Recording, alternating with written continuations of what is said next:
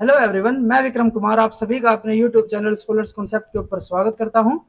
Inheritance biology से related daily question series में आज हमारा क्वेश्चन नंबर 18 है और आज का हमारा क्वेश्चन CSIR JRF 2022 से लिया गया है। क्वेश्चन को देखते हैं। An individual is heterozygous for a reciprocal translocation as shown below in the given diagram. यहाँ पे हमें एक रेसिप्रोकल ट्रांसलोकेशन का डायग्राम दिया हुआ है। ठीक है, रेसिप्रोकल ट्रांसलोकेशन क्या होती थी हमारी, जिसके अंदर दो अलग अलग होमोलोगस क्रोमोसोम पेयर के बीच में जेनेटिक मटेरियल का एक्सचेंज होता था। ठीक है, यहाँ पे हमारे दो अलग अलग होमोलोगस क्रोमोसोम पेयर होते थे। ठीक है, जैसे कि एक पेयर यहाँ पे हो गया और एक पेयर यहाँ पे दूसरा हो गया, तो इनके बीच में क्या हो रहा है, जेनेटिक मटेरियल का एक्सचेंज हो रहा है। ठीक है, तो ये यहाँ पे कुछ डायग्राम दिया हुआ है। देन उसके बाद the following statement are made about segregation of such chromosome during meiosis and gamete formation. तो इसकी जब क्रॉसिंग ओवर और सेग्रीगेशन म्यूसिस होगी तो उसके रिलेटेड यहाँ पे कुछ स्टेटमेंट्स दी हुई है। Select the option from the following that describe the meiotic consequences of such translocation correctly. और इन स्टेटमेंट्स में से हमें करेक्ट कॉम्बिनेशन सेलेक्ट करना जो भी हमारे ऑप्शन के अंदर दिए हुए हैं। ठीक है, तो अगर हम फर्स्ट स्टेटमेंट को देखते हैं, यहाँ पे फर्स्ट स्टेटमेंट क्या दी हुई है, the complexity paired four chromosome fail to segregate pass into one cell at anaphase 1 and the cell eventually die. ये हमारा गलत स्टेटमेंट है, क्योंकि जब हमने रेसिप्रोकल ट्रांसलोकेशन के अंदर मियोसिस को पढ़ा था, ठीक है, वहां पे हमने रेसिप्रो इनके बीच में जो क्रॉसिंग ओवर हो रही थी उसको भी हमने देखा था। तो जो हमारी अल्टरनेट सेग्रीगेशन थी उसके अंदर हमारी नॉर्मल मियोसिस हो रही थी। ठीक है, और उसके अंदर क्या हो रहा था कि हमारे जो दो गैमेट बन रहे थे उसके अंदर हमारे दोनों के दोनों जो क्रोमोसोम थे, एक जैसे कि ये वाला हमारा क्रोमोसोम आएगा एक होमोलोगस पेयर का, और एक ये आएगा। ठीक है, एक गैमेट के अंदर, तो ये दोनों हमारे कैसे थे, नॉर्मल थे। सेम ये वाला भी जो हमारा गैमेट होगा इसके अंदर भी नॉर्मल है दोनों के दोनों। और अगर हम इन दोनों गैमेट्स की बात करें तो ये वैसे तो इसके अंदर कोई भी डिलीशन या फिर डुप्लीकेशन नहीं है, लेकिन यहाँ पे क्या हो रहा है कि हमारे ट्रांसलोकेटेड वाले गैमेट्स है ये। ठीक है,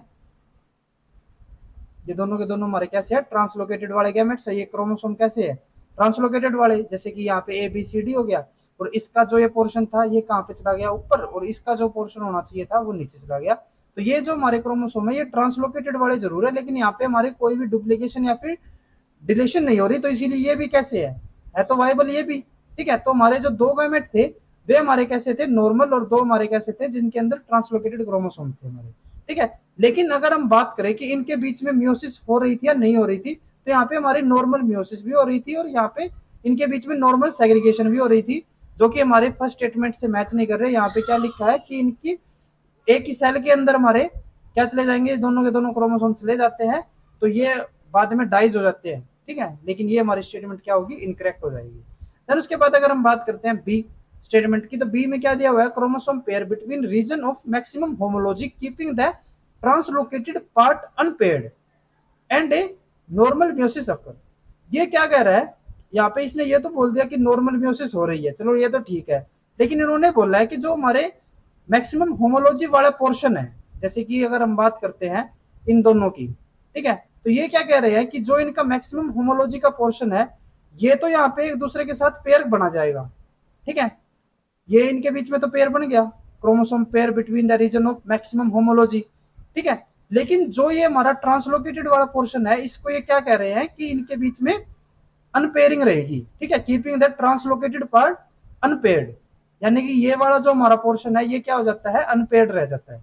ठीक है, लेकिन ऐसा हमारा कुछ भी नहीं होता था। जब हमने इसकी सेग्रीगेशन पढ़ी थी तो वहां पे हमारा क्या हो रहा था, जो हमारा एक नॉर्मल था वो कुछ इस टाइप से आ रहा था। ठीक है, अब इसका जो हमारा पोर्शन, जो इसका होमोलोगस पेयर था वो यहाँ पे इस तरीके से मैच हो रहा था, और जो इससे मैच नहीं हो रहा था वो कुछ इस तरीके से बाइंड हो गया था।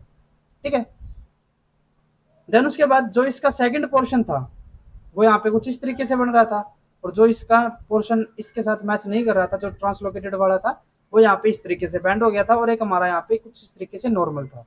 तो पेयरिंग तो हमारी सभी की हो रही थी, चाहे वो हमारा ट्रांसलोकेटेड वाला हो या फिर नॉन ट्रांसलोकेटेड। ठीक है, तो ये भी हमारा स्टेटमेंट यहाँ पे क्या हो जाती है, इनकरेक्ट हो जाती है। ठीक है, तो दो हमारे जो फर्स्ट और सेकंड स्टेटमेंट है ए और बी, वे हमारी कैसी हो गई, इनकरेक्ट। देन उसके बाद सी ऑप्शन, जी स्टेटमेंट में क्या दिया है, one of the way the chromosome segregate is by alternate segregation. बिल्कुल ठीक बात है कि हमारा एक मेथड क्या था इसकी सेग्रीगेशन का, अल्टरनेट सेग्रीगेशन का। ठीक है, यहां तक तो ये स्टेटमेंट ठीक है, जिसके अंदर क्या था कि हमारे N1 और N2 जो हमारे दोनों के दोनों नॉर्मल है, ये जो हमारा एक नॉर्मल ये था और एक हमारा ये नॉर्मल है, ये क्या चले जाएंगे, एक पोल पे चले जाएंगे और दूसरे पोल के अंदर हमारे ट्रांसलोकेटेड वाले चले जाएंगे। बिल्कुल ठीक बात है।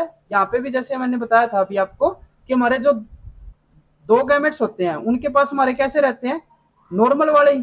ठीक है, N1 और N2 वाले, जैसे कि ये N1 हो गया और ये हमारा कौन सा था एक दूसरा N2 का। ठीक है, तो ये क्योंकि दो दो क्रोमेटिड है इनके पास, तो ये जब मियोसिस 1 होगी तो पहले तो ये क्या हो जाएंगे, ये दोनों एक साथ चले जाएंगे, और जब मियोसिस 2 होगी तो उसके अंदर क्या होंगे कि हमारे जो ये दो क्रोमेटिड है, एक क्रोमेटिड आ जाएगा इस वाला और एक क्रोमेटिड आ जाता है हमारा N2 का। ठीक है, तो हमारा N1 और N2 हो जाते थे। जैसे कि यहाँ पे हम देख सकते हैं एक गैमेट के अंदर हमारे N1 N2 है, यहाँ पे भी N1 N2 है, और जो हमारे बाकी के दो गैमेट है उनके पास क्या है, T1 T2 T1 T2। ठीक है, तो ये जो हमारी सी स्टेटमेंट है ये हमारी बिल्कुल करेक्ट है। देन उसके बाद नेक्स्ट स्टेटमेंट में क्या दिया हुआ है, alternate segregation produce non viable gamete. ये हमारी इनकरेक्ट स्टेटमेंट है, क्योंकि हमने अभी देखा कि जो हमारी अगर अल्टरनेट सेग्रीगेशन होती है वहां पे हमारे जितने भी गैमेट होते हैं वे हमारे कैसे होते हैं, वाइबल। ठीक है, नॉन वायबल गैमेट्स कब बनते थे हमारे, जो हमारे नॉन वायबल गैमेट होते हैं वे तब बनेंगे जब क्रोमोसोम्स की या तो कोई डिलीशन हुई हो वहां पे या फिर कोई डुप्लीकेशन हुई हो। ठीक है, लेकिन यहाँ पे तो कुछ है भी ऐसा नहीं है। ठीक है, यहाँ पे ना तो हमारे कोई डुप्लीकेशन है, ये तो हमारे वैसे भी नॉर्मल है, इनके अंदर भी ना तो कोई डिलीशन है ना कोई डुप्लीकेशन है, ये वाला पोर्शन यहाँ पे आधा और ये आधा पोर्शन हमारा यहाँ पे हो गया, तो कोई डिलीशन नहीं है किसी भी जीन की। सेम यहाँ पे ना कोई डुप्लीकेशन है, कोई भी हमारा जीन दो बार यहाँ पे नहीं आया हुआ, तो इसीलिए हमारे जितने भी यहाँ पे गैमेट बनते हैं वो हमारे कैसे होते हैं, वाइबल। ठीक है, तो ये जो हमारी यहाँ पे डी स्टेटमेंट होगी ये हमारी क्या हो जाती है, इनकरेक्ट। ठीक है, देन उसके बाद लास्ट ई स्टेटमेंट में क्या दिया हुआ है, reciprocal translocation are consider as crossover suppressor as no gamete with crossover product are produced.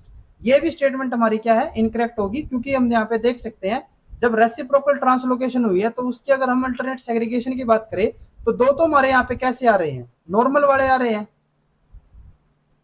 ठीक है, और दो हमारे कैसे आ रहे हैं, ये क्रॉसिंग ओवर वाले, क्योंकि इनके बीच में क्रॉस ओवर तो होगी। ठीक है, जो हमारी क्रॉसिंग ओवर को स्प्रेस वाला जो हमारी स्ट्रक्चरल एब्रीवेशन थी वो हमारी कौन सी थी, इन्वर्जन।